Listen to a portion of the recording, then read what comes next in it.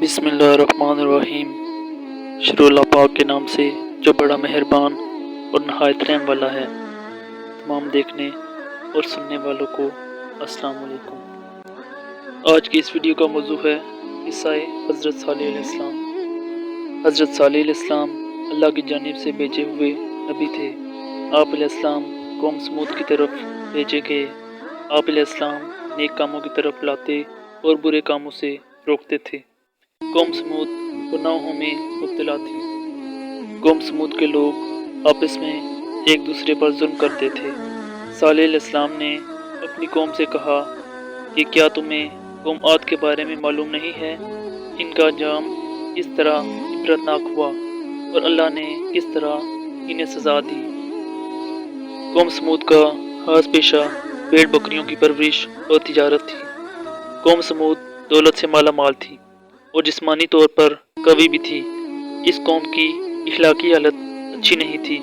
ज़रा ज़रा सी बात पर लड़ मरने के लिए तैयार रहते थे। बेगुनाह लोगों को कत्ल करते थे। कमज़ोरों का माल हजम करते, कमज़ोरों पर जुल्म ढाते, बुतों की पूजा करते।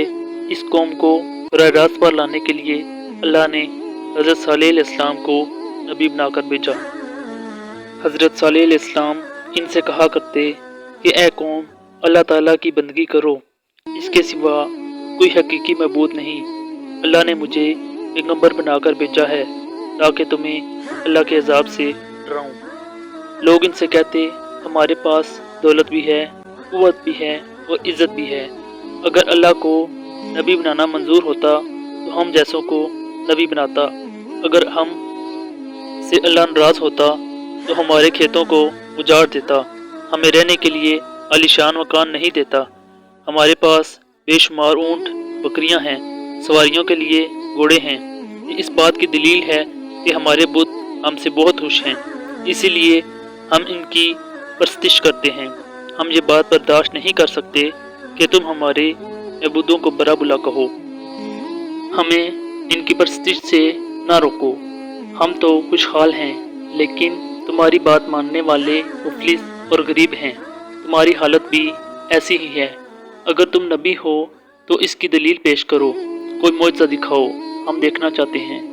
हज़रत सालेह अलैहिस्सलाम इनकी इस किस्म की बातों पर कहते कि तुम ही बताओ, तुम क्या मौजज़ा देखना चाहते हो। फिर काफिर आपस में मशवरा करने लगे कि इनसे किस किस्म का मौजज़ा तलब करना चाहिए। फिर सब ने इत्तेफाक राय से कहा कि तुम इन पत्थरों से एक ऊँटनी पैदा करो और ऊँटनी भी ऐसी हो कि वो साथ साथ बच्चा भी दे और हम इसका दूध भी पिएं। हज़रत सालेह अलैहिस्सलाम ने अल्लाह से दुआ की। जल्द ही दुआ कबूल हुई। पत्थरों के अंदर से एक ऊँटनी नमूदार हुई। ऊँटनी बहुत खूबसूरत थी। ऊँटनी के ज़ाहिर होने के बाद ही इस जगह घास उगाई और एक चश्मा पानी का भी जारी हो गया। ऊँटनी ने घास खाई, चश्मा से पानी पिया, इसी साथ के अंदर बच्चा भी जना। ऊँटनी दूध भी देने लगी। काफिरों ने जो मौजज़ा तलब किया था सब पूरा हुआ। फिर हज़रत सालेह अलैहिस्सलाम ने अपनी कौम से कहा कि तुम लोग जो चाहते थे अल्लाह ने पूरा करके दिखाया। क्या तुम अब भी अपनी जिद पर अड़े रहोगे? काफिरों ने कहा कि हम ईमान नहीं लाएंगे, न आप अलैहिस्सलाम की बातों पर अमल करेंगे।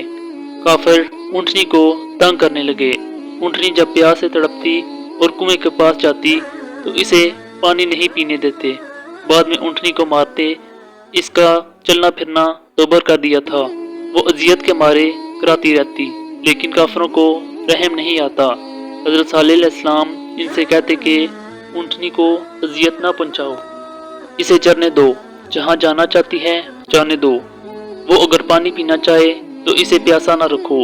एक दिन ऊँटनी चश्मे से पानी पिएगी, दूसरे रोज़ तुम और तुम्हारे जानवर पिएंगे। इसके रोज़ाना के मामूल में कोई फ़र्क ना आने दो।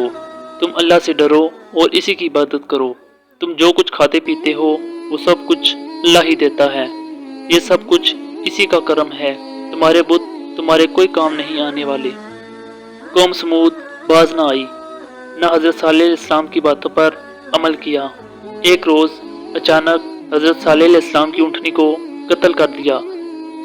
कत्ल की खबर جب آپ علیہ السلام کو ملی تو آپ علیہ السلام صدمے سے نڈال ہو گئے۔ آپ علیہ السلام کی آنکھوں سے آنسو جاری ہو گئے۔ پھر آپ علیہ السلام نے اپنی قوم سے فرمایا، ان قریب تم پر اللہ کا عذاب آنے والا ہے، تم اس عذاب سے نہ بچ سکو گے۔ اس کے بعد ہی آسمان پر بادل گرجنے لگے، پھر بجلی چمکی۔ اس کڑک اور گرج کی آواز سے پوری قوم ہلاک ہو گئی۔ جو لوگ آپ علیہ السلام پر ایمان لائے تھے، اللہ نے انہیں بچا لیا۔ جو لوگ اس تباہی سے بچ گئے وہ عرب کے مختلف علاقوں میں آباد ہو گئے۔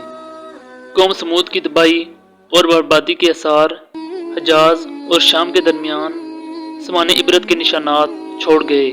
غزوہ تبوک کے بعد جب اسلامی لشکر تباہ شدہ آبادی سے گزر رہا تھا تو انہیں پانی کی ضرورت پڑ گئی۔ وہاں پانی کا ایک کنواں دیکھا۔ لشکر نے آٹا گوندنے کے لیے پانی لیا تو حضرت صلی اللہ علیہ وآلہ وسلم نے فرمایا کہ جس بستی میں اللہ نے اپنا عذاب نازل کیا اس جگہ کی کوئی چیز استعمال نہ کرو۔